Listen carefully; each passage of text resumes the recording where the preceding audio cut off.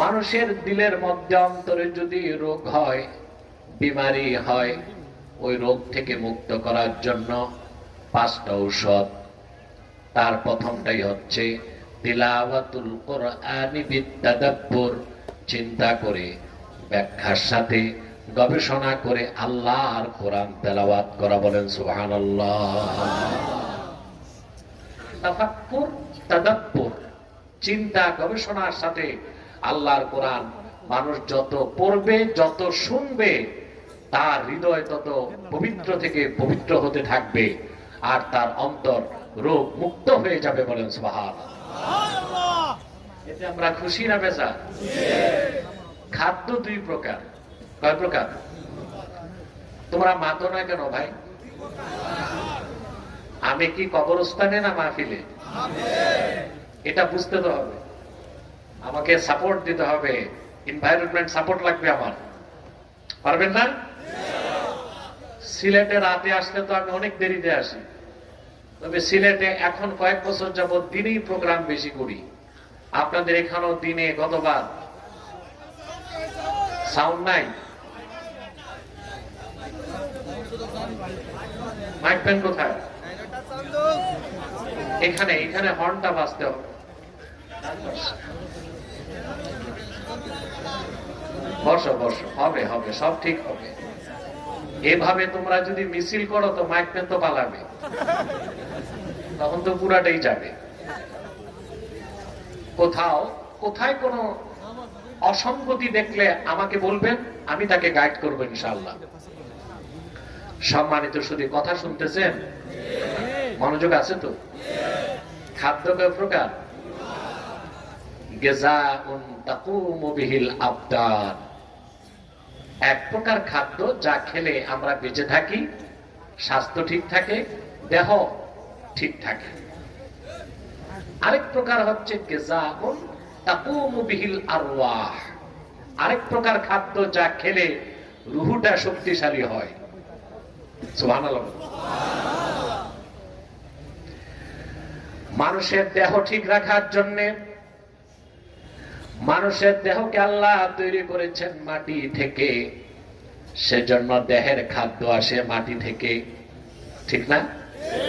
চাল, ডাল, গম, আটা, ময়দা, যা খান, শাক সবজি সব আসে মাটি থেকে।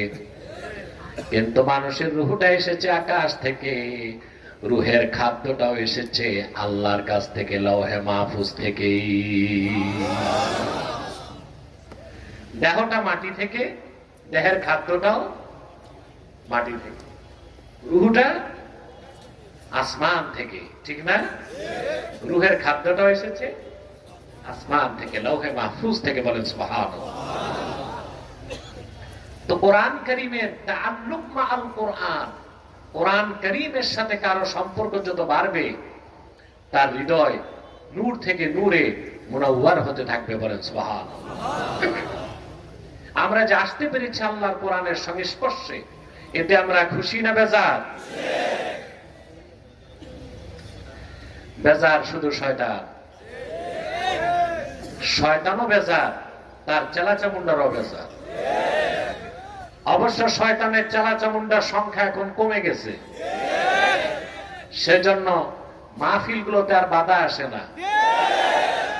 তাতে অনুমান করা যায় শয়তানের চেলাচামুন্ডার সংখ্যা আনুপাতিক হারে কমে গেছে, ঠিক না? আগে আপনারা দেখেছেন ডিজে পার্টিতে বাধা ছিল না, বৈশাখী মেলায় বাধা ছিল না, সাংস্কৃতিক অনুষ্ঠানে বাধা ছিল না। আল্লাহর কোরআনের মাহফিলে শর্ত একটা না 34টা থাকতো। আর সেই অভিশাপ থেকে আল্লাহ তাআলা বাংলাদেশকে মুক্ত করেছেন। বলেন আলহামদুলিল্লাহ। এরকম অভিশাপ যেন বাংলাদেশে আর কখনো না হয়, সেজন্য ইস্পাত কঠিন ঐক্য ধারণ করে এমন এক বাংলাদেশ গড়তে হবে, যেই আগামীর বাংলাদেশ হবে ইসলামের বাংলাদেশ, আল কোরআনের বাংলাদেশ, আলেম ওলামা পীর মাশায়েখদের নেতৃত্বের বাংলাদেশ। আমাদের তো এটাই বয়ান। প্রত্যেক দল তো বয়ান দিছে না? আমাদের বয়ান কি? আমাদের ইসলাম পন্থীদের এটাই বয়ান, আমরা চাই এক নতুন বাংলাদেশ। আমরা এমন এক বাংলাদেশ চাই যেখানে ইসলামের স্বার্থ রক্ষা করা হবে। আমরা এমন এক বাংলাদেশ চাই যেখানে মুসলমানদের দাবিগুলো মেনে নেওয়া হবে। আমরা এমন এক বাংলাদেশ চাই বিশ্ব মানচিত্রে যেই দেশ দুনিয়ার কোন আগ্রাসনকে ভয় পাবে না।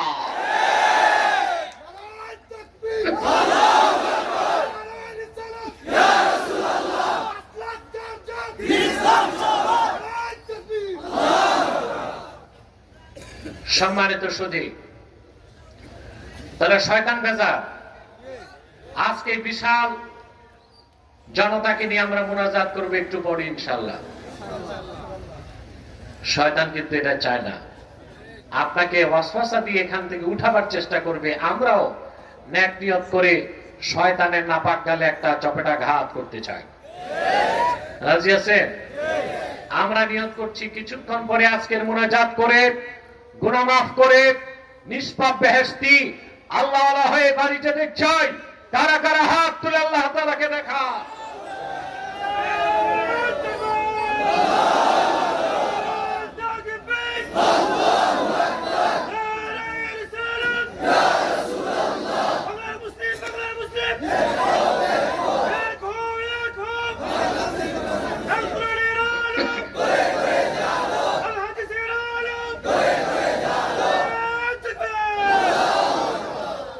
সম্মানিত সুধী, আমি মূল আলোচনায় প্রবেশ করছি।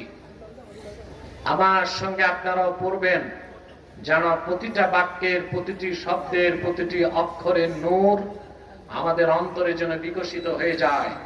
বলেন আল্লাহুম্মা আমিন। আউযু বিল্লাহি মিনাশ শাইতানির রাজীম। বিসমিল্লাহির রাহমানির রাহিম।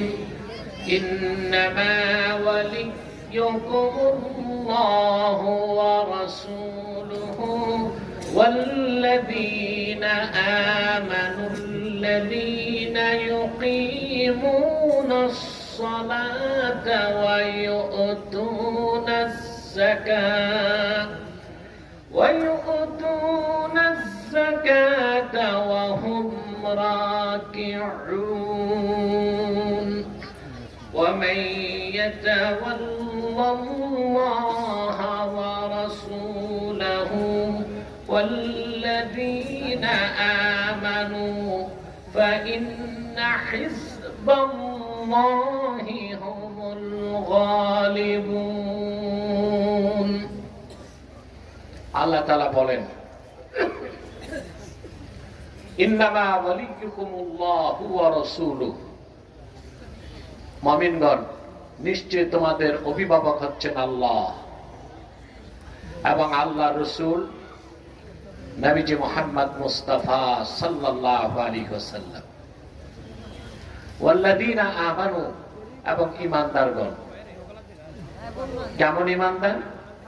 আল্লাযীনা ইউকিমুনাস সালাহ, যারা নামাজকে প্রতিষ্ঠা করে, ওয়া ইউতুনাজ যাকাত, যাকাত আদায় করে, ওয়া হুম রাকিউন, এই অবস্থায় যে তারা নামাজে থেকে। সুবহানাল্লাহ। নামাজে থাকা অবস্থায় তারা যাকাত আদায় করে। ইমাম ফখরুদ্দিন রাজির মতে ওয়া হুম রাকিউন আল্লাহ হাল হিসেবে নাজিল এখানে বয়ান করেছেন, অর্থাৎ তারা নামাজ পড়ে, যাকাত দেয়, নামাজে থেকে। বলেন সুবহানাল্লাহ। কিংবা অন্য মুফাসসিররা ব্যাখ্যা করেছেন ওয়া হুম রাকিউন মানে তারা বিনয়ের সাথে নামাজ আদায় করে। ومن يتول الله ورسوله والذين آمنوا فإن حزب الله هم الغالبون। আর যে ব্যক্তি মহান আল্লাহকে মালিক হিসেবে স্বীকার করে, গ্রহণ করে, তার হাবিব মুহাম্মদ সাল্লাল্লাহু আলাইহি ওয়াসাল্লাম ওনাকে মহান নেতা হিসেবে বিশ্বাস করে, এবং মুমিনদেরকে বন্ধু রূপে গ্রহণ করে।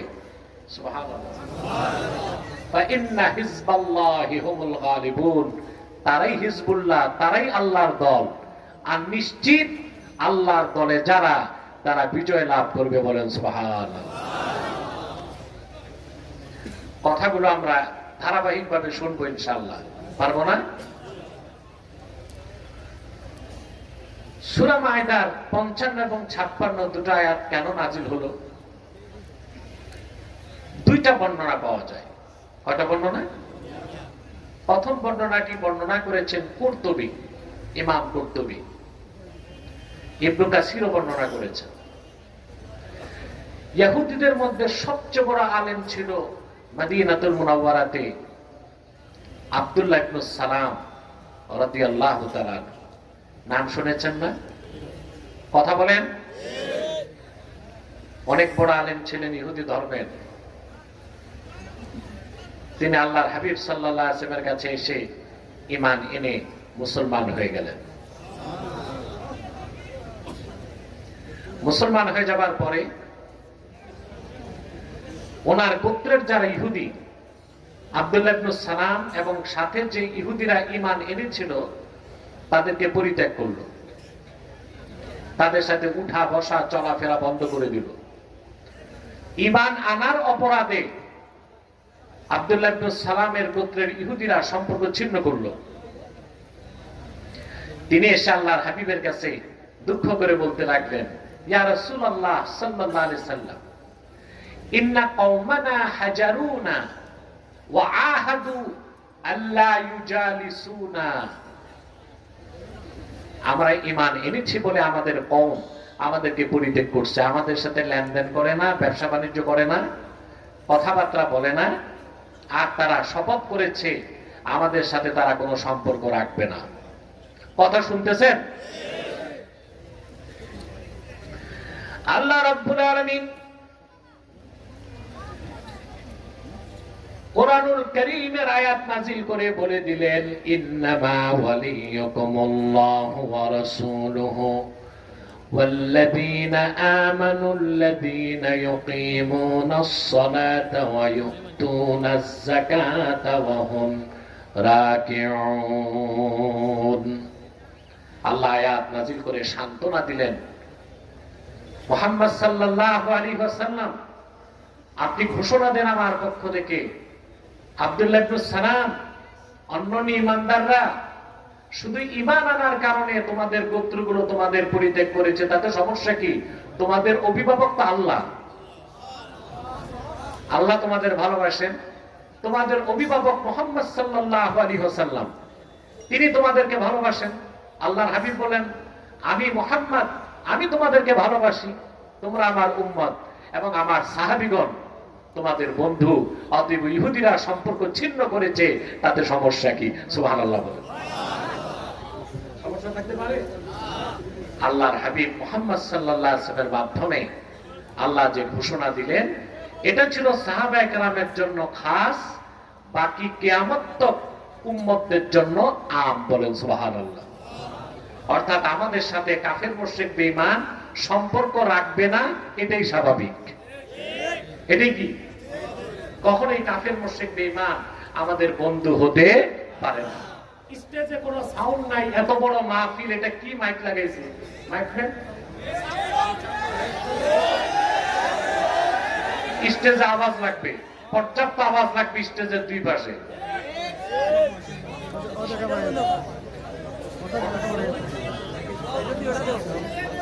বসেন, বসেন।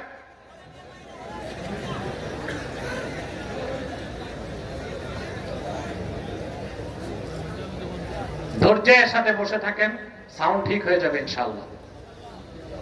সম্মানিত সুধী, তাহলে কাফের মুশরিক কখনোই আমাদের সাথে, মুসলিমদের সাথে সুসম্পর্ক করতে পারে না।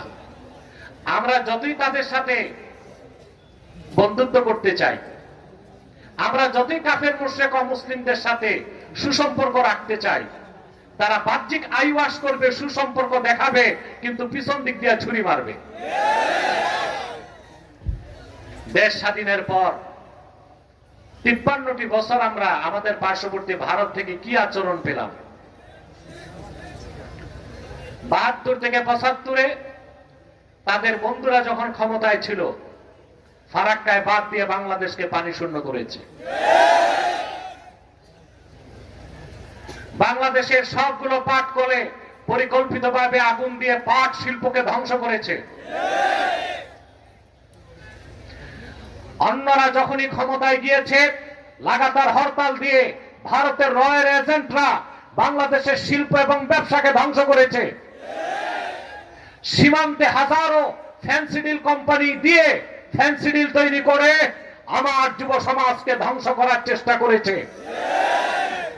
বিগত 16টি বছর ভারতের দুর্ধর্ষ কুখ্যাত গোয়েন্দা সংস্থা রয়ের মদদে জালেম শক্তি অগণিত আলেমকে নির্যাতন করেছে, নিপীড়ন করেছে, ইস্তিমার চালিয়েছে, বাংলাদেশের মানুষের মানবতাকে বুলন্দিত করেছে।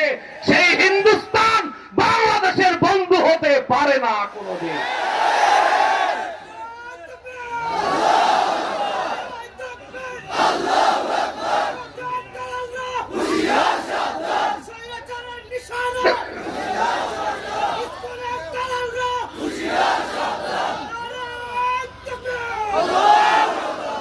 সম্মানিত সুধী, জালেমদেরকে বিতাড়িত করেছেন, কিন্তু জালেমদেরকে যারা লালন পালন করেছে তাদের সাথে সম্পর্ক করা যাবে না। ব্যবসায়িক সম্পর্ক হইতে পারে, বন্ধুত্বের সম্পর্ক হতে পারে না, ভাতৃপ্রতিম সম্পর্ক হতে পারে না। পারে? কাফের মুশরিক কখনো মুসলমানের ভালো চাইতে, সম্পর্ক রাখতে, এটা ভারত হোক, আমেরিকা হোক, ইসরায়েল হোক, ব্রিটেন হোক, কখনোই তারা মুসলিমদের ভালো চাইতে পারে না। 1000 বছর আগ থেকে আজ পর্যন্ত ইতিহাস এটাই আমাদেরকে বারবার প্রমাণ দেয়। এবার শানে নজুল আরেকটা এসেছে, সেটা শোনাচ্ছি। ইমাম রাজি তাফসির কবিরে, কুরতুবী তার তাফসিরে, ইবনে আবি সাউদ তার তাফসিরে, বাহরুল মুহিতে, অসংখ্য তাফসিরের কিতাবে হাদিসটি এসেছে এবং হাদিসটিকে ইমাম জালালউদ্দিন সিউতি রাহমাতুল্লাহ আল হাবিলিল ফাতাওয়া কিতাবের মধ্যে উল্লেখ করেছেন। শুনতেছেন? মনোযোগ আছে তো? হযরতে আলী রাদিয়াল্লাহু তাআলা আনহু তিনি একদিন মসজিদ নববী সাল্লাল্লাহু আলাইহি সাল্লামে নামাজ পড়তেছিলেন। নামাজটা ছিল নফল নামাজ। কি নামাজ? এমন সময় এক ভিক্ষুক এসে হযরত আলীর কাছে ভিক্ষা চাইলেন। হযরত আলী যে নামাজে, এটা তার খেয়াল নেই। খেয়াল থাকলেও ভিক্ষুকদের অভ্যাসই হচ্ছে সময় বুঝে না। এখন দেখেন না, হাত পেতে বসে থাকে, ও আর দেখে না একে অ্যাম্বুলেন্সে রুগী আছে না গাড়িতে কোনো দুলামি আছে, হাত পেতে। হাদিস সাক্ষ্য দেয়, তাফসীরের কিতাব সাক্ষ্য দেয়, হযরত আলী ছিলেন নামাজের মধ্যে। ফানাজা আলীউন খাতিমাহু ফাআতাহু, হযরত আলী রাদিয়াল্লাহু তাআলা আনহু সঙ্গে সঙ্গে তার আংটিটা খুলে ভিক্ষুককে আল্লাহর রাজি খুশির জন্য দান করে দিলেন। নামাজে থেকে আল্লাহর সন্তুষ্টির জন্য হযরত আলীর এতটুক দানকে আল্লাহ এত খুশি হয়ে গেলেন, সঙ্গে সঙ্গে আয়াত নাজিল করে দিলেন, ইন্নামা ওয়ালিয়ুকুমুল্লাহু ওয়া রাসূলুহু ওয়াল্লাযীনা আমানুল্লাযীনা ইউকিমুনাস সালাতা ওয়া ইউতুনাজ যাকাতা ওয়া হুম রাকিউন। কোরআনের আয়াত নাজিল করে আল্লাহ তাআলা বলে দিলেন, নিশ্চয়ই তোমাদের অভিভাবক হচ্ছেন আল্লাহ, নিশ্চয়ই তোমাদের অভিভাবক মুহাম্মদ সাল্লাল্লাহু আলাইহি ওয়াসাল্লাম এবং মুহাম্মদ সাল্লাল্লাহু আলাইহি সাল্লামের সাহাবীগণের মধ্যে যারা নামাজ আদায় করে আর আমার খুশির জন্য নামাজে থেকেই দান সদকা করে দেয়। বলেন সুবহানাল্লাহ। এটা দ্বিতীয় শানের নজর, দ্বিতীয় বর্ণনা। হযরত আলী নামাজ ছেড়ে দান করছেন না নামাজে থেকে দান করছেন? কথা বলে না। এই জন্য আল্লাহ হাল হিসেবে উল্লেখ করেছেন, ওয়া ইউতুনাজ যাকাতা ওয়া হুম রাকিউন। সুবহানাল্লাহ। নামাজ আদায় করে আর নামাজে থেকে যাকাতও দিয়ে দেয়। সুবহানাল্লাহ। যেমন হযরতে আলী, বলেন সুবহানাল্লাহ। আয়াত থেকে আল্লাহর হাবিব বুঝতে পারলেন যে আমার একজন সাহাবী দান করেছে আর একজন সাহাবী গ্রহণ করছে। রাসূল করিম সাল্লাল্লাহু আলাইহি সাল্লাম মসজিদ নববীতে খুঁজতেছেন এই লোক দুইজন কোথায়। আল্লাহর হাবিব দেখলেন মসজিদ নববীর দরজা থেকে এক ভিক্ষুক বেরিয়ে যাচ্ছে। আল্লাহর হাবিব তাকে জিজ্ঞেস করলেন, হাল আ'তাকা আহাদুন শাইআ, আমার কোন সাহাবী কি তোমারে কিছু দান করছে নাকি? সুবহানাল্লাহ। ইমাম রাজি তাফসীর কবিরে নকল করেন, ফাআশারা ইলা আলিয়্যিন ফাকালা যাকার রাজুল ইয়া রাসূলুল্লাহ। হযরত আলীর নামাজ তখনও শেষ হয় নাই, ভিক্ষুক তখনও বেরিয়ে যায় নাই, কোরআনের আয়াত তো নাজিল হয়ে গেল। ভিক্ষুক দেখায় দিলেন, ইয়া রাসূলুল্লাহ সাল্লাল্লাহু আলাইহি সাল্লাম, ওই যে আপনার মেয়ে ফাতেমার স্বামী আলী নামাজ পড়ছে, নামাজে আমি তার কাছে ভিক্ষা চেয়েছি, নামাজ শেষ করার আগে তিনি আমারে তার আংটি খুলে দান করে দিয়েছেন। আমি শানে নজুল দুইটাই আপনাদেরকে শোনালাম, কথা বুঝতেছেন? তবে অধিক সংখ্যক তাফসিরে দ্বিতীয় শানে নজুলটাই আমি পেয়েছি, সেটা হচ্ছে এখানে আল্লাহর হাবিবের সাহাবীদের কথাই আল্লাহ তুলে ধরেছেন, বিশেষ করে হযরত আলীর কথা। বলেন সুবহানাল্লাহ। কার কথা?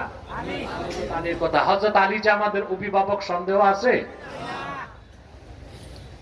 সাহাবায়ে কেরামের মধ্যে জুজই কুল্লি ফাজিলাত সবচেয়ে বেশি মর্যাদা হযরত আবু বকরের, তারপরে মর্যাদা হযরত ওমর, তারপরে হযরত ওসমান, তারপরে হযরতে আলী। কিন্তু জুজই ফাজিলাতের দিক দিয়া হযরত আলীর মর্যাদা অনেক বেশি একটা ক্ষেত্রে, সেটা হচ্ছে রাসূলুল্লাহর সাহাবীগণের মধ্যে আল্লাহর হাবিবের নূরের কদম থেকে ইলমে মারিফতের সবচেয়ে বড় খনি হযরত আলী অর্জন করেছেন। বলেন সুবহানাল্লাহ। এইজন্য একটি নয়, দুইটি নয়, 127টি তরিকার গোড়া হযরতে আলী। সুবহানাল্লাহ। কতটা? 127টা তরিকার হযরত আলী পর্যন্ত পৌঁছেছে। ইলমে মারিফতের নূর সারা দুনিয়ায় হযরত আলীর মাধ্যমে আল্লাহ তাআলা ছড়াই দিয়েছেন। বলেন সুবহানাল্লাহ। এই জন্য হযরত আলী হচ্ছেন আমাদের অভিভাবক তাসাউফ এবং তরিকতের জগতে। বলেন সুবহানাল্লাহ। এখন আসেন আমরা একটু শাব্দিক ব্যাখ্যা করছি। আল্লাহ তাআলা বলেছেন, ইন্নামা ওয়ালিয়ুকুমুল্লাহ ওয়া রাসূলুহু, তোমাদের ওলি হচ্ছেন আল্লাহ, তোমাদের ওলি হচ্ছেন মুহাম্মদ সাল্লাল্লাহু আলাইহি সাল্লাম। এখন ওলি শব্দের অর্থ কি এটা বুঝতে হবে, বুঝতে হবে না? আমরা ওলি বলতে মনে করি সব পীর সাহেব ওলি, এটা মনে করি না? কথা বলেন। যিনি পিরালি করে আর যার মুরিদ আছে ওনাকে আমরা মনে করি কি ওলি, আর আমরা নিজেদেরকে ওলি মনে, কথা বলেন, ওলি মনে করি না। আসলে ওলিদেরকে যতটুকু ভক্তি করি আমরা, নিজেরা ওলি হওয়ার চেষ্টা যদি 10 ভাগের 1 ভাগ করতাম, আমরা প্রত্যেক ইমানদার আল্লাহ তাআলার এক একজন ওলি হয়ে যেতে পারতাম, ঠিক না? ওলি শব্দের 3টা অর্থ। কয়টা? যেটা বলেন। ওলি শব্দের একটা অর্থ সাহায্যকারী, একটা অর্থ কি? আল্লাহ রাব্বুল আলামিন বলেন, ইন্না ওয়ালিয়াল্লাহুল্লাযী নাযালাল কিতাবা ওয়া হুয়া ইয়াতাওয়াল্লাস সালিহিন। ইন্না ওয়ালিয়াল্লাহ, নিশ্চয় আমার ওলি হচ্ছেন আল্লাহ। এখানে ওলি অর্থ সাহায্যকারী, অর্থাৎ আমার সাহায্যকারী হচ্ছেন আমার আল্লাহ, যিনি কোরআন নাজিল করেছেন আর যিনি নেককার বান্দাদেরকে পৃষ্ঠপোষকতা দিয়ে থাকেন। বলেন সুবহানাল্লাহ। ওলি শব্দের আরেকটা অর্থ হচ্ছে অভিভাবক। আরেকটা অর্থ কি? যেটা বলেন। এখানে ওলি অর্থ অভিভাবক। ওলি শব্দের আরেকটা অর্থ হচ্ছে মুহিব্বুন, বন্ধু। কি? যেমন আল্লাহ তাআলা বলেন কোরআন কারীমে, আলা ইন্না আউলিয়া আল্লাহি লা খাউফুন আলাইহিম ওয়া লা হুম ইয়াহজানুন আল্লাযীনা আমানু ওয়া কানু ইয়াত্তাকুন। আল্লাহ রাব্বুল আলামিন বলেন, নিশ্চয়ই যারা আল্লাহর ওলি তাদের কোনো ভয় নাই, তাদের কোনো চিন্তা নাই। সুবহানাল্লাহ বলবেন না? মানুষের ভয় আর চিন্তা আছে কিনা? কথা বলেন। আপনাদের আছে? মুমিন তো কোনো ভয় থাকতে পারে না। মুমিন কাউকে ভয় পেতে পারে না আল্লাহকে ছাড়া। মুমিনের কোনো চিন্তাও থাকতে পারে না, কারণ সে জানে দুনিয়াতে যা সে কম পাবে আখেরাতে বহুগুণ বেশি পাবে। কিন্তু পৃথিবীতে যারা সুপার পাওয়ার, সম্পদের অভাব নেই, অস্ত্রের অভাব নেই, টাকার অভাব নেই, সব আছে, কিন্তু ওদের যত আছে তত ভয় আছে, তত চিন্তাও আছে। আপনারা তো বাংলাদেশের গরিব মানুষ, ডাল ভাত খেয়ে সুখেই আছেন, কিন্তু আমেরিকা, ইউরোপ সর্বক্ষণ থার্ড ওয়ার্ল্ড ওয়ার, তৃতীয় বিশ্বযুদ্ধের চিন্তায় ওদের ঘুম তো হারাম হয়ে যাচ্ছে। হারাম হচ্ছে না? এখন আমেরিকা, ইউক্রেন, রাশিয়া এবং ইউক্রেন যুদ্ধ চলছে। যে কোনো সময় এটা third world war, nuclear attack, পারমাণবিক যুদ্ধের রূপ নিতে পারে। আর এর জন্য রাশিয়া দায়ী থাকবে না, দায়ী হবে আমেরিকা। এই পৃথিবীতে যত জায়গায় অশান্তি হচ্ছে, বিশৃঙ্খলা হচ্ছে, রক্তপাত হচ্ছে, জেনোসাইড হচ্ছে, গণহত্যা হচ্ছে, কি ইসরায়েলে, ফিলিস্তিনে, সিরিয়াতে, আফগানিস্তানে আর ওইদিকে ইউক্রেনে, তার সব কিছুর পিছনে পশ্চিমাদের সাম্রাজ্যবাদ দায়ী। নেতৃত্বে আমেরিকা, নেতৃত্বে আমেরিকা। ওর কাজই হচ্ছে যুদ্ধ লাগাও আর অস্ত্র বেচো। যুদ্ধ লাগাও। পৃথিবীতে 100টা অস্ত্র কোম্পানির 51টাই আমেরিকাতে। যার সাথে 200 প্রায় অস্ত্র কোম্পানি কয়টা? 101টা। তার মধ্যে 51টাই কোথায়? আমেরিকাতে। তার মধ্যে দুনিয়ার সবচেয়ে বড় অস্ত্র কোম্পানি লকহিড মার্টিন সহ সেরা সেরা অস্ত্র কোম্পানিগুলো আমেরিকাতেই। ওদের মূল আয় হচ্ছে অস্ত্র ব্যবসা। তো পৃথিবীতে যদি যুদ্ধই না থাকে তো অস্ত্র বেচবে কার কাছে? এই জন্য আমেরিকাতে এই যে স্টেট ডিপার্টমেন্ট, এরপর র্যান্ড কর্পোরেশন, এদের কাজই হচ্ছে বিভিন্ন রাষ্ট্রে যুদ্ধ লাগানো আর অস্ত্র বিক্রি করে আমেরিকার ব্যবসাকে চাঙ্গা রাখা। এই জন্য সন্ত্রাসের বিরুদ্ধে যুদ্ধের কথা যুক্তরাষ্ট্রের মুখে শোভা পায় না, চোরের মার বড় গলা হয়ে যায়। ঠিক কিনা? কিন্তু ওরা ভয়তে আছে, ওরা চিন্তায় আছে, যে কোনো সময় আমেরিকা এবং রাশিয়ার মধ্যে পারমাণবিক যুদ্ধ হতে পারে। আমরা চিন্তা করি, কারণ আমরা মহান আল্লাহকে বিশ্বাস করি, আমাদের হৃদয়ে ঈমান লালন করি, আখিরাতকে আমরা বিশ্বাস করি। আমরা জানি আল্লাহর দ্বীনের পথে ঈমান নিয়ে যদি মৃত্যুবরণ করি শাহাদাত নসিব হবে, আর যদি বিজয় লাভ করি গনিমত পাবো, সম্মান পাবো, মর্যাদা পাবো। বলেন সুবহানাল্লাহ। মুসলমান বেঁচে থাকলেও তার ক্ষতি নাই, মৃত্যুর পরও তার ক্ষতি নাই। এই জন্য আল্লাহর ওলিদের কোনো ভয় নাই, কোনো চিন্তা নাই। বলেন সুবহানাল্লাহ। এখন আল্লাহর ওলি কারা? আল্লাহ 63 নম্বর আয়াতে বলে দেন, আল্লাযীনা আমানু ওয়া কানু ইয়াত্তাকুন। ওই সব লোক আল্লাহর ওলি যারা ঈমান এনেছে আর আল্লাহকে ভয় করে হৃদয় থেকে মুত্তাকি হয়ে গেছে। বলেন সুবহানাল্লাহ। এই আয়াতের ব্যাখ্যায় ইবনে কাসির লেখেন, মান কানা মুমিনান তাকিয়া কানা লিল্লাহি ওয়ালিয়া। মুহাম্মদ সাল্লাল্লাহু আলাইহি ওয়াসাল্লামের প্রত্যেক সেই উম্মত যার ঈমান আছে আর তাকওয়া আছে, সে লোকটাই আল্লাহর কাছে ওলির মর্যাদা পেয়ে গেছে। বলেন সুবহানাল্লাহ। তাহলে ওলি শব্দের একটা অর্থ হচ্ছে সাহায্যকারী, ওলি শব্দের আরেকটা অর্থ হচ্ছে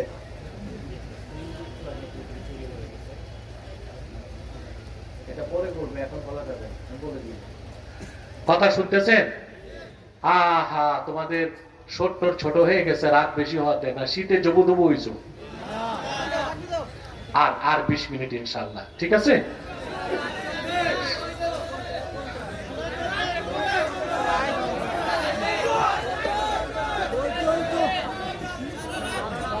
বোকা বোকা মাত্র না, কম মাত্র। আমার ভাইরা কথা তো শুনতেছেন তো? বলছি, অলি শব্দের একটা অর্থ কি? সাহায্যকারী। অলি শব্দের আরেকটা অর্থ মুহিব, বন্ধু। অলি শব্দের আরেক অর্থ অভিভাবক। বলেন সুবহানাল্লাহ। আল্লাহ তাআলা এখানে বলেন, ইন্নামা ওয়ালিয়্যুকুমুল্লাহু ওয়া রাসূলুহু। নিশ্চয় মুমিনগণ তোমাদের অভিভাবক হচ্ছেন আল্লাহ, তোমাদের অভিভাবক মুহাম্মদ সাল্লাল্লাহু আলাইহি ওয়াসাল্লাম। ওয়াল্লাযীনা আমানু, এবং ঈমানদারগণ তারা তোমাদের বন্ধু।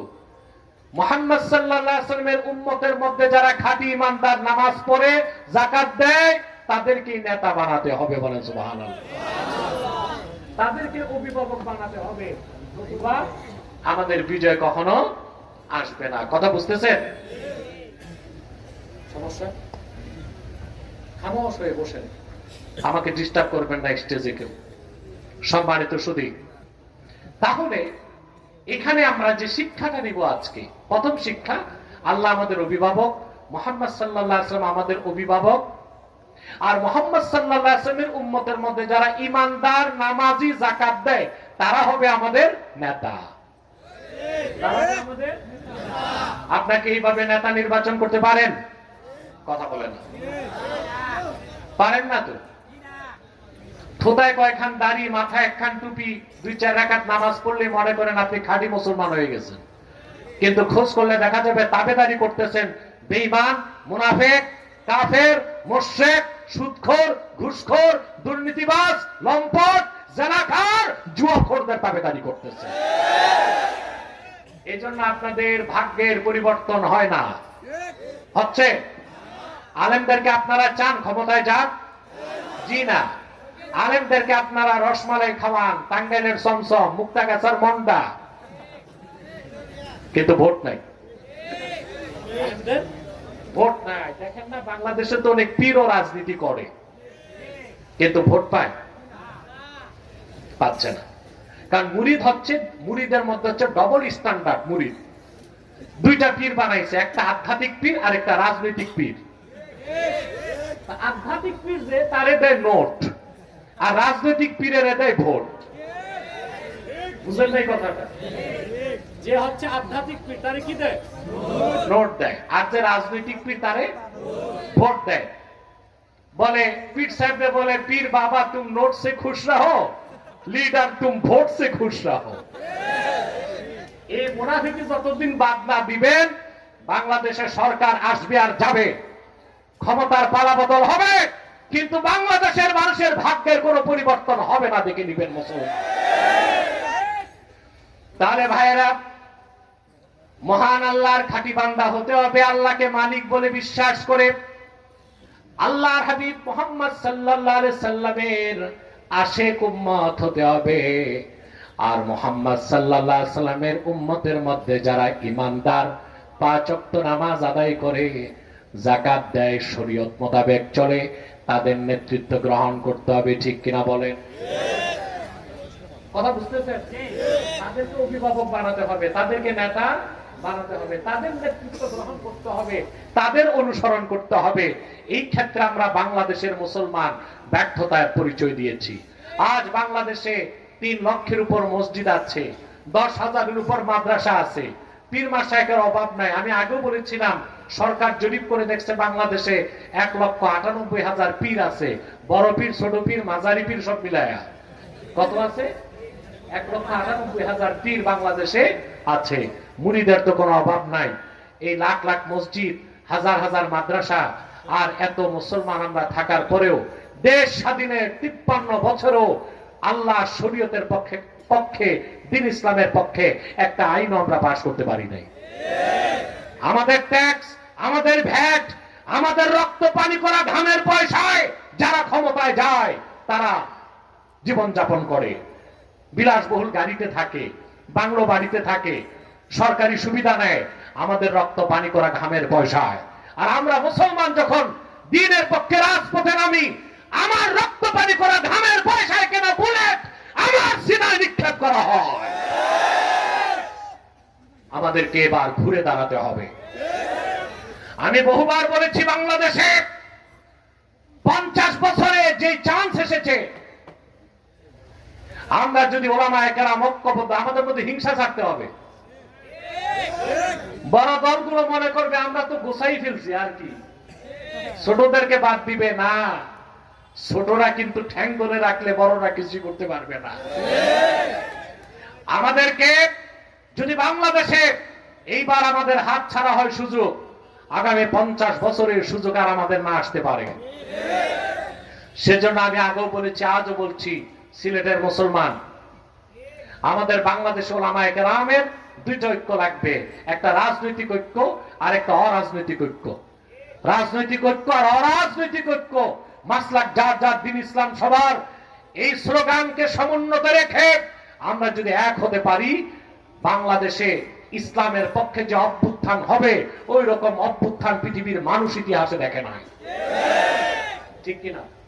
কিন্তু আমরা সমস্যা করে ফেলি যে আমরা, আমাদেরকে যারা নেতৃত্ব দিবে তাদেরকে চিন্তা আমরা ভুল করে থাকি। ঠিক কিনা বলে? ভুল করি না?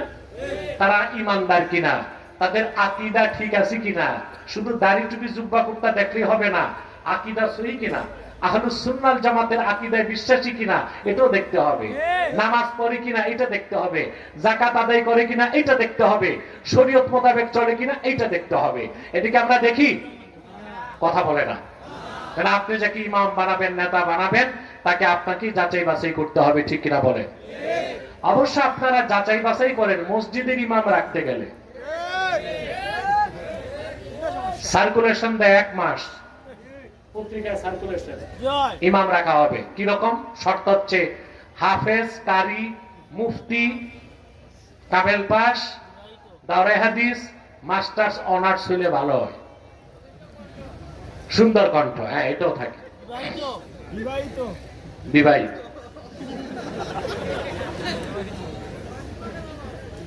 তারপরে ইমাম সাহেব আসে 40 জন, ইন্টারভিউ নিতে বসে, আলেম আসে না কেউ, আল্লামা সভাপতি আর আল্লামা সেক্রেটারি।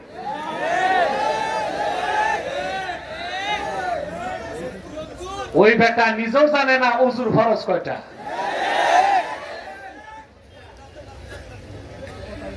এক মূর্খ সভাপতি ইমামকে জিজ্ঞেস করে ওযুর ফরজ কয়টা? ইমাম সাহেব বলছে 4টা। তো ইমাম সাহেব জিজ্ঞেস করছে, সভাপতি তো মূর্খ মানুষ, যে বলেন তো আপনি গোসলের ফরজ কয়টা? কয় 8টা। বলে এইটা কেন? কয় ওযু ছোট, এটা 4টা, গোসল বড়, এটা তো 8টা হয়। এরকম ওযুর ফরজ কয়টা, গোসলের ফরজ কয়টা যার জ্ঞান নাই, সে আলেমদের ইন্টারভিউ দেয়। ইমাম রাখার সময় দূরবীন দিয়ে খোঁজে কোনো খুঁত আছে কিনা। মসজিদে যে ইমামতি করে এটা ইমামতে সুগরা, ছোট নেতৃত্ব। দেশ আর রাষ্ট্রে যে নেতৃত্ব দেয় ওটা ইমামতে কুবরা, বড় নেতৃত্ব। ছোট নেতা তালাশ করতে দূরবীন লাগাও, আর দেশ ও জাতির নেতৃত্বে যাদেরকে পাঠাও তাদের ইমানটা ঠিক আছে কিনা তাও তো দেখো না তোমরা। অতএব বিপ্লব আর অভ্যুত্থান দিয়ে কি হবে? যেই সেই সেটআপ চেঞ্জ হবে, পলিসি চেঞ্জ না করলে দেশের কোনো ভবিষ্যৎ নাই। এখন চেঞ্জ হয়েছে সেটআপ, আবার নতুন সেটআপ আসবে, কিন্তু আমরা যদি পলিসি নির্ধারণ করতে না পারি তাহলে বাংলাদেশের কোনো পরিবর্তন হবে না। আল্লাহর পবিত্র সত্তার কসম করে বলছি, আবার যারা আসবে, যদি নীতি নির্ধারণ করা না হয়, শরীয়ত মোতাবেক দেশ চালানো না হয়, আবার দেশে চুরি হবে, খুন হবে, সন্ত্রাস হবে, সহিংসতা হবে, বাংলাদেশকে রক্ষা করা সম্ভব হবে না।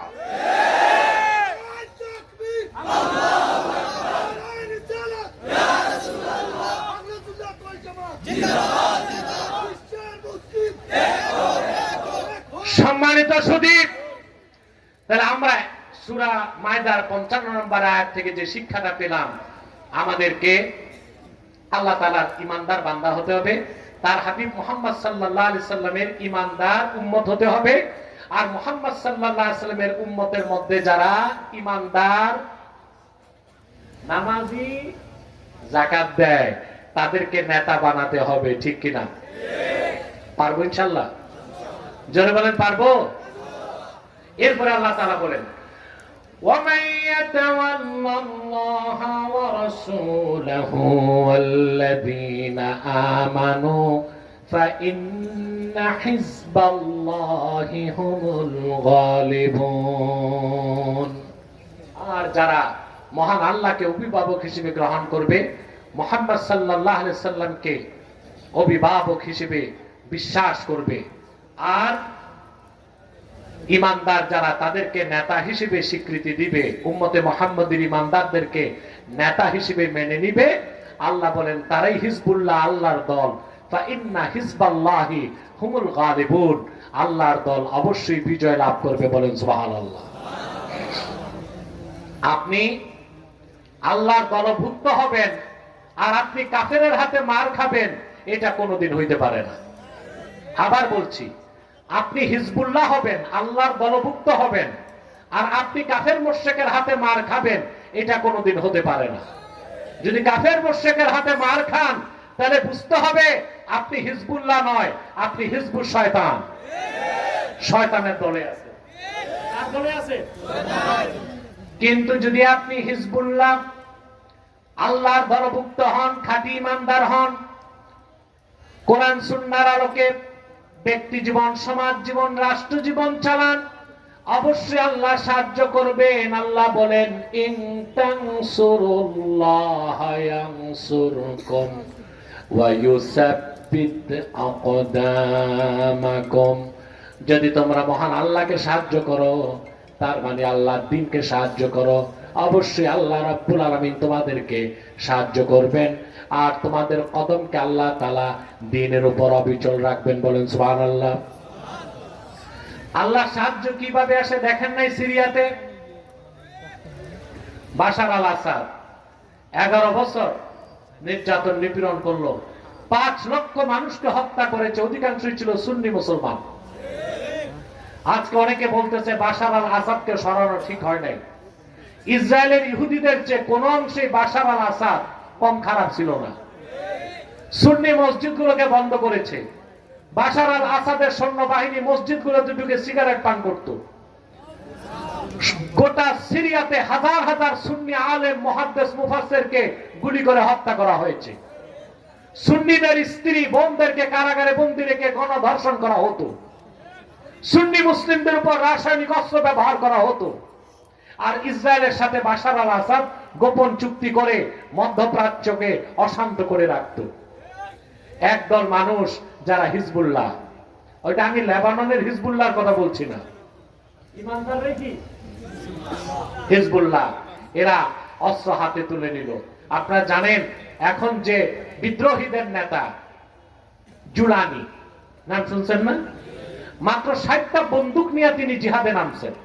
এখন তাদের কাছে শত শত ট্যাঙ্ক আছে, মিসাইল ক্ষেপণাস্ত্র আছে, হাজারো অস্ত্র আছে। আসলে আল্লাহ দ্বীনের জন্য নামলে আল্লাহ পথ সহজ করে দেয়। এবং আমরা এটাই চিন্তা করি, আশা করি ইনশাআল্লাহ সিরিয়াতে ইসলামী শরিয়া প্রতিষ্ঠিত হবার পর এই বাহিনী ইনশাআল্লাহ বাইতুল মুকাদ্দাসকে উদ্ধার করবে নাপাক ইহুদিদের হাত থেকে ইনশাআল্লাহ। দেখুন আপনি মধ্য এশিয়াতে তালেবান, যাদেরকে মোল্লা বলেন, কি বলেন? পাগড়ি, জুব্বা, কুর্তা, গলায় তসবি, হাতে আছে পুরনো আমলের AK-47 ক্লাসিনকভ। পৃথিবীর 2টা পরাশক্তিকে তারা ধরাশক্তি বানাই দিয়েছে। 14 বছর জিহাদ করছে রাশিয়ার বিরুদ্ধে, 19 বছর জিহাদ করেছে আমেরিকার বিরুদ্ধে। পৃথিবীর 2টো পরাশক্তি পরাজিত হয়েছে তালেবান মুসলিমদের কাছে, কারণ আল্লাহ দ্বীনের জন্য 70,000 তালেবান শাহাদাত বরণ করেছে। আর আল্লাহ বলেছেন, ইন তানসুরুল্লাহ ইয়ানসুরকুম ওয়া ইউসাব্বিত আকদামাকুম। যদি তোমরা আল্লাহকে সাহায্য করো, মানে আল্লাহ দ্বীনকে সাহায্য করো, অবশ্যই আল্লাহ তোমাদেরকে সাহায্য করবে। তা আমরাও যদি খাঁটি ইমানদার হই, আল্লাহ আল্লাহ বুজুর্গ নেককার সুন্নি আকীদার মানুষকে যদি নেতা বানায় মাঠে নামতে পারি, বাংলাদেশেও আল্লাহ সাহায্য নেমে আসবে ইনশাআল্লাহ।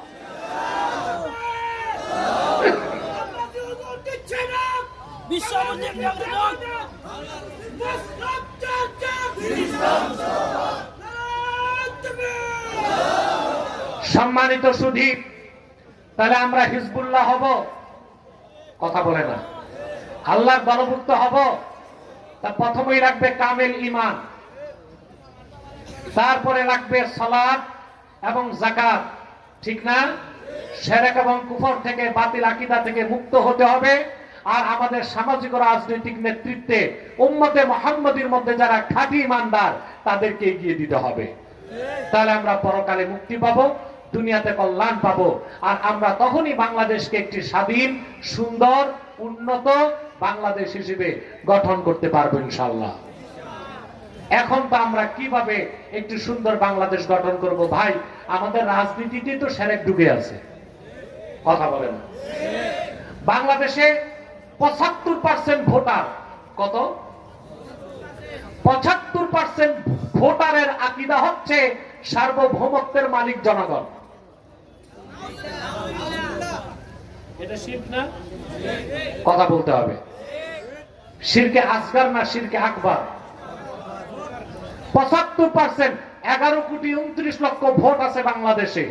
এর মধ্যে 75% মানুষ যারা এমন রাজনৈতিক আদর্শ গ্রহণ করেছে যাদের বিশ্বাস সার্বভৌমত্বের মালিক জনগণ। মুসলমানের রাজনৈতিক বিশ্বাস হচ্ছে সার্বভৌমত্বের মালিক জনগণ নয়। ইনিল হুকমু ইল্লা লিল্লাহ, সার্বভৌমত্বের মালিক একমাত্র আল্লাহ তাআলা। তা আপনারা তাবেদারি করছেন এমন সব মানুষদের যাদের আকীদায় শিরক আছে, যাদের আকীদায় কুফর আছে, যারা শরীয়ত আইনকে বিশ্বাস করে না, ব্যক্তিগত জীবনে নামাজ পড়ে না, চুরি করে, দেশের সম্পদ চুরি করে, লুণ্ঠন করে, শোষণ করে, বেগম পাড়ায় পাচার করে। যেগুলো ধরা খায় জেলে গেছে, এগুলো না জেলের মধ্যে আছে, ওদের বউ বাচ্চাগুলো কিন্তু আনন্দই আছে। কানাডাতে, ব্রিটেনে, আমেরিকায়, আর কিছু যে জায়গা নিয়েছে ভারতে। ভারতে যাওয়াটা ঠিক হয় না, ওরাই তো না খাইয়া মরে। এখান থেকে যারা পালায় গেছে ওদেরকে দিবে কোত্থেকে? আমার বাংলাদেশের মুসলমান কলকাতায় না গেলে গোটা কলকাতাই তো অচল হয়ে যায়। আমরা দেই, ওরা খায়। আমরা দেই, যখন ওরা হুমকি দিল বাংলাদেশে শান্তি বাহিনী পাঠাবার কথা বলছে, শুনছেন না আপনারা? ওই দেশের মুখ্যমন্ত্রী বলছে, এটা মুখ্যমন্ত্রী না মূর্খমন্ত্রী। এটা মহিলা তো এমনি জ্ঞান কম, আকল কম। ও বুঝতে পারে নাই বাংলাদেশে 14 কোটি মুসলমান শাহজালালের উত্তরসূরি, শাহ ফরহানের উত্তরসূরি, শাহ মাখদুমের উত্তরসূরি, শাহ কারামত আলী জনপুরের উত্তরসূরি। ভারত, আমেরিকা, ইসরায়েলকে ভয় পায় না। দেশের স্বাধীনতা রক্ষায় 14 কোটি মুসলমান 28 কোটি হাতে লাঠি তুলে নিবে ইনশাআল্লাহ।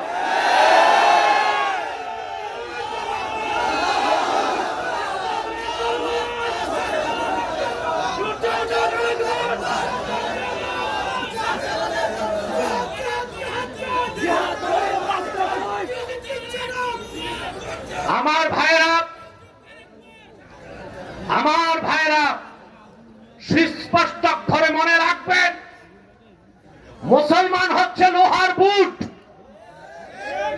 এটাকে চারবান করার কোন দাঁত পৃথিবীতে নয়। মুসলমান জীবন দিতে পারে, ঈমান দিতে পারে না। ঈমান রক্ষায় সে তার গর্দানকে উৎসর্গ করে ঈমানকে টিকিয়ে রাখে।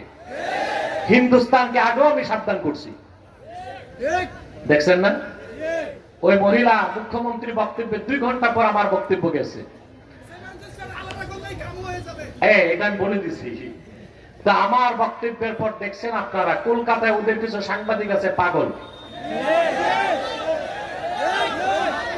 তা আমি ভাবছিলাম একটা সাংবাদিকই পাগল, পরে দেখছি না যা আছে সবই পাগল। পশ্চিম বাংলায় সবগুলো চ্যানেল আমার বিরুদ্ধে নিউজ করছে, দেখছেন না আপনারা? খুব হইচই করছে। আমি সরকারকে পরামর্শ দিয়েছিলাম 3টা নীতি বাস্তবায়ন করতে। আমি বলেছিলাম লালমনিরহাটে এয়ারবেস করেন, ওরা আমাদের দিকে হাত বাড়াবে, আমরা চিকেন নেক কেটে 7 সিস্টার আলাদা করে দিব।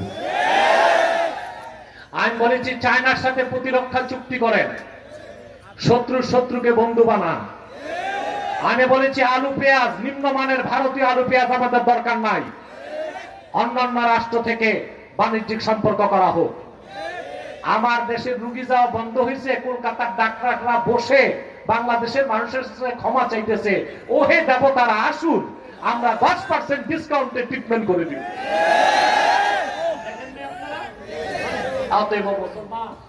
আপনারা আপনাদের পলিসি নির্ধারণ করতে হবে, আপনারা কি করবেন। রাজনীতিবিদদেরকে আমি আমার অবস্থান থেকে পরামর্শ দেই, কিন্তু সরকার আমাকে ডাকলে আমি একটু দূরে থাকি। কেন দূরে থাকি? তার একটা আমার ফিলোসফি আছে, সেটা হচ্ছে যে সরকার আমার কথা শুনবে গ্যারেন্টি যদি আমি পাই, তো 70 বার তার দরজায় দৌড়ায় যাব। আমার কথা শুনবে না, আমাকে নিয়ে ট্যাগ মেরে দিবে, এটা আমি চাই না। তাহলে দূর থেকে পরামর্শ দিব, সেটাই ভালো। 16 বছর আপনারা দেখেছেন বাংলাদেশের অনেক মৌলবী জালেমের দালালি করেছে হালুয়া রুটির ভাগ নিতে, করে নাই? এ মৌলবীরা কোথায়? ওদের আম্মাজান পালাইছে, সন্তানগুলোর খবর না। আম্মাজান গেছে স্বামীর বাড়ি,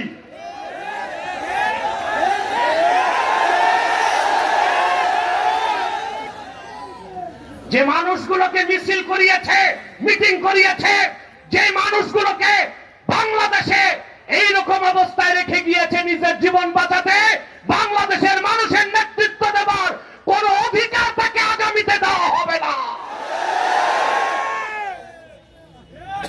কর্মী রেখে এইভাবে পালায়, এক কাপড়ে বিনা মেকআপে।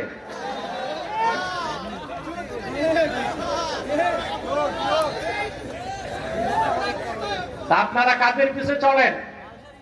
মৌলবী যেগুলো দালালি করছে এরা কই?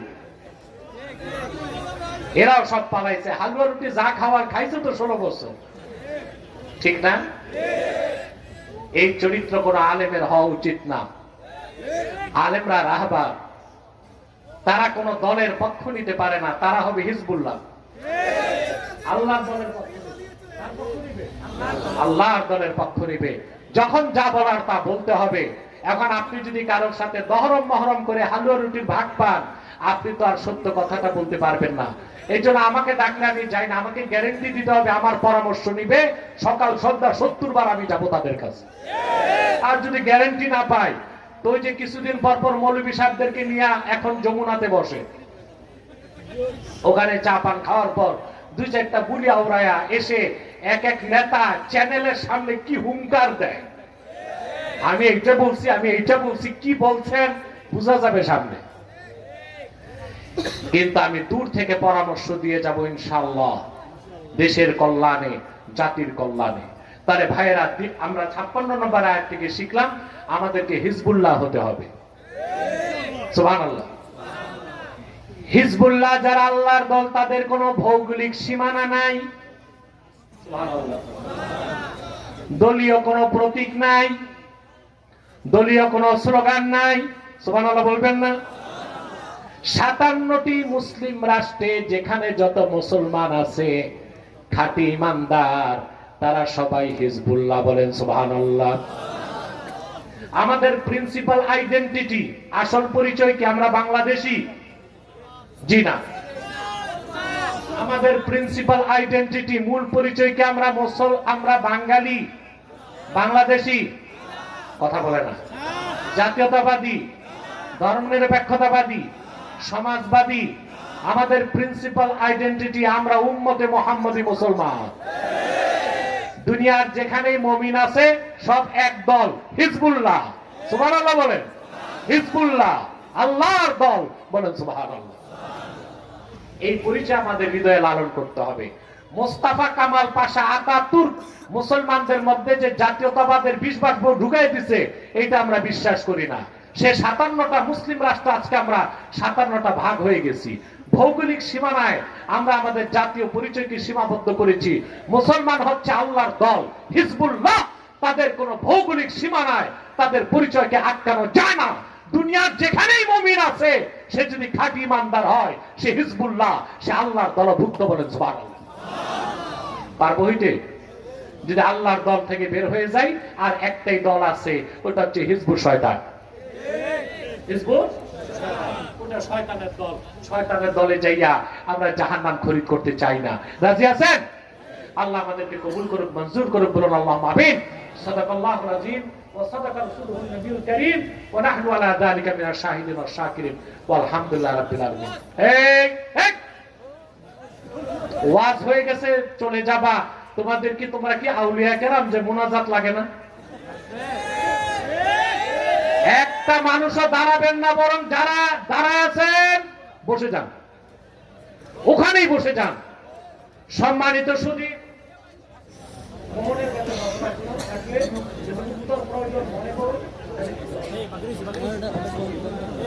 সম্মান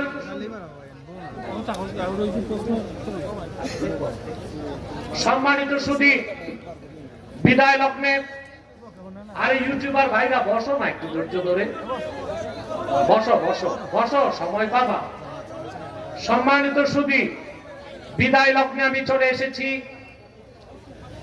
আজকের এই প্রোগ্রাম তাহরিকে খাতমে নবুয়ত বাংলাদেশ যুক্তরাজ্য শাখা এবং ইনসানিয়া ট্রাস্টের উদ্যোগে, আপনারা জানেন ঠিক না? তাহরিকে খাতমে নবুয়ত বাংলাদেশ এটার মূল মিশন কি আপনারা জানেন?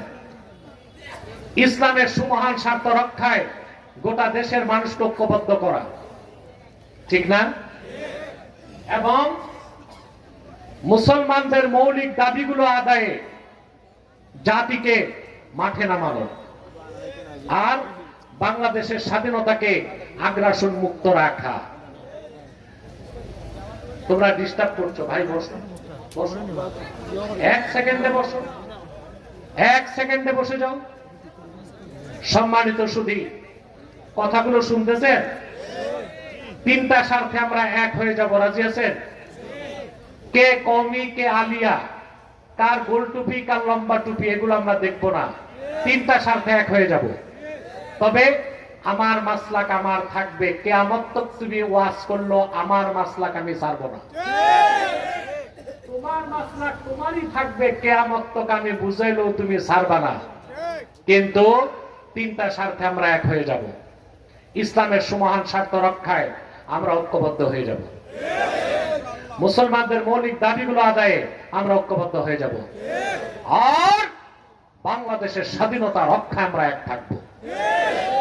আমাদের এই তিনটি স্বার্থের বিরুদ্ধে বাংলাদেশে কাজ করতেছে তিনটি অমুসলিম সম্প্রদায়। তার মধ্যে সবচেয়ে জঘন্য হচ্ছে কুখ্যাত কাদিয়ানী সম্প্রদায়।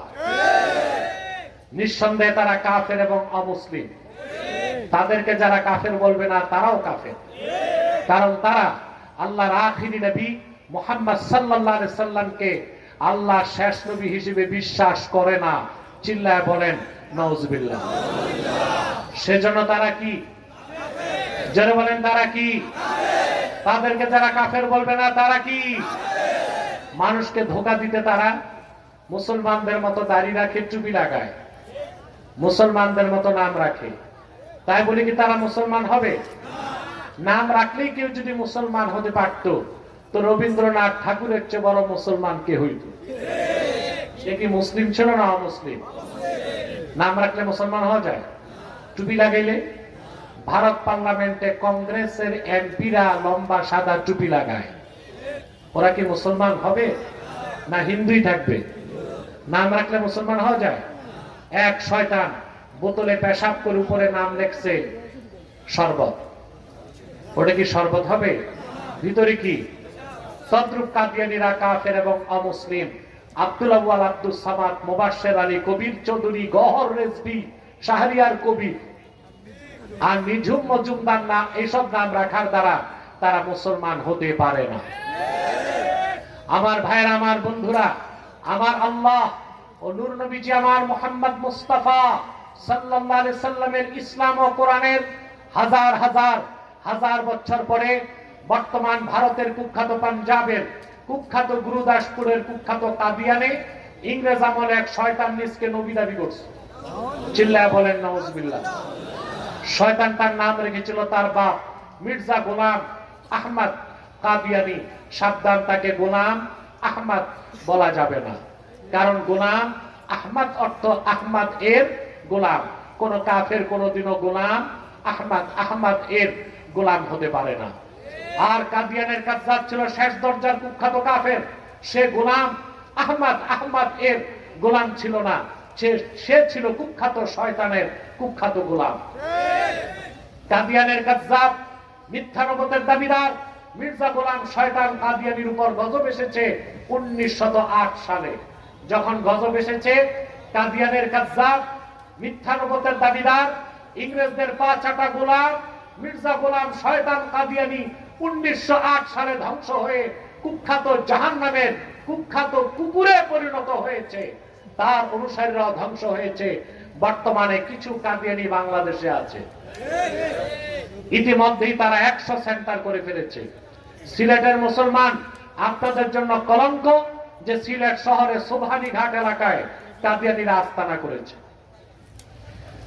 সুনামগঞ্জের দিরাইতে তারা আস্তানা করেছে, কুলাউড়া তো শুনেছি করেছে, মৌলভী বাজারে তাদের কিছু উৎপাত আছে, চক্রান্ত আছে, বাংলাদেশে তারা 100 আস্তানা করে ফেলেছে। নাউজুবিল্লাহ বলবেন না?